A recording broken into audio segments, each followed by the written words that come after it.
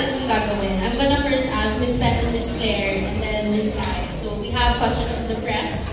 Okay, first, actually curious din ako dito, no? Kasi although I see your products on Shopee and on TikTok, readily available and very accessible. My question for Miss Pen and Miss Claire, what's the history of Hebe Skin? Paano ba ito nagsimula? And maybe you could also share a story between your friendship, paano kayo nag-start? So, Hebe Skin originally came from Greek goddess of beauty, Hebe. So, kaya po Hebe Skin kasi syempre, you have to age gracefully talaga. So, before, mag-isa lang ako noon. But now, I am with a team. So, kasama ko na other kami ng B1G Corporation. So, kasama ko na si Claire, hindi na ako, at may mga partners na kami. Paano siya nag-start? Like, bakit mo naisipan na, oh, I want to launch a skincare product? Kasi pangarap ko talaga magkaroon ng skincare product. And hindi ko alam kung ano ba dapat yung kakaiba. So, syempre, nagkaroon ako ng sarili kong branding, pinag-isipan ko. So, nag-search ako sa internet, yung Greek goddess of beauty lumabas. Kaya doon kami nag-start na lahat pinararal namin. So, kailangan premium, it's gold.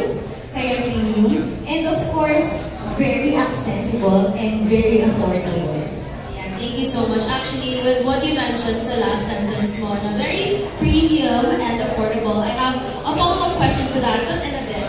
Now for Miss Kai, my question for you, since you're getting this huge endorsement, and it's such an achievement for you, especially as someone as young as you are, my question would be, like, for Curve White Coffee, how do you incorporate it in your day-to-day life?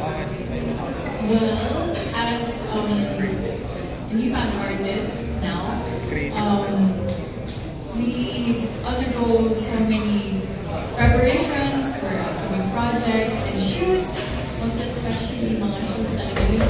Yun yung matagal matapos mga shoots. And usually it would end very late at night, or sometimes I would have to wake up so early in the morning to get the shoot done. And usually it would last hours to finish. Kaya I don't think it would be hard to incorporate Curve White into this work and what I do. Kasi it's a natural instinct for me to look for it, especially if madaming workout akong gagawin, ganyan.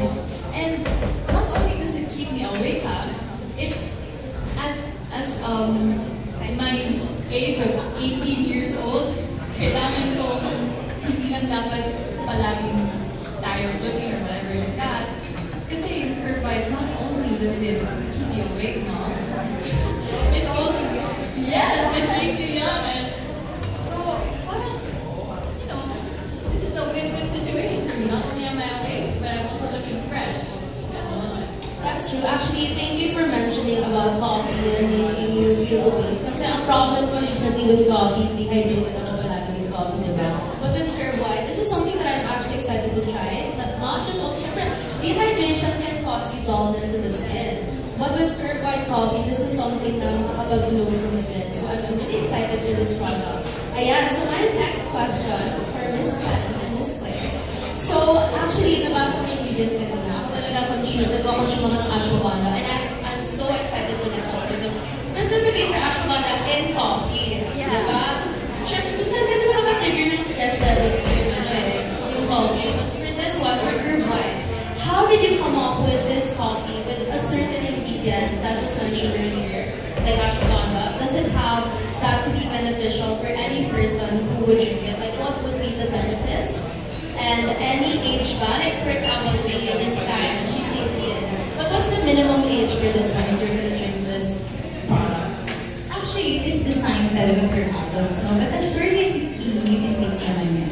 But, kaya kami naglagay ng ashwagandha sa coffee because nakakalimutan kasi ng mga tao na ang taas na rate natin na may mga mental health issues. And alam niyo po ba na ang ashwagandha ay nakakatulong sa brain health natin?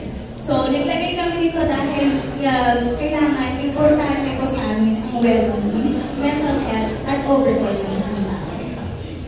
So, dapat hindi ka lang maganda, kailangan healthy ka, mentally and physically. Actually, thank you so much for mentioning that. Kasi I've been trying different products also. And this is the first time na, walang biro. First time ko makarinig na holistic beauty.